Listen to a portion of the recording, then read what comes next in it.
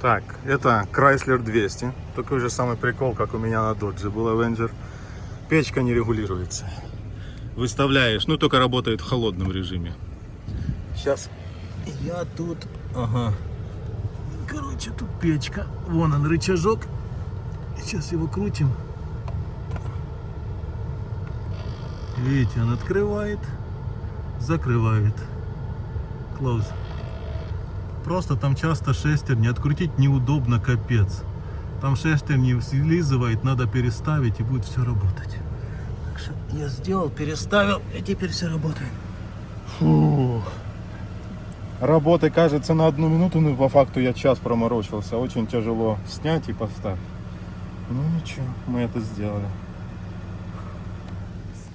Бля, такий самолет.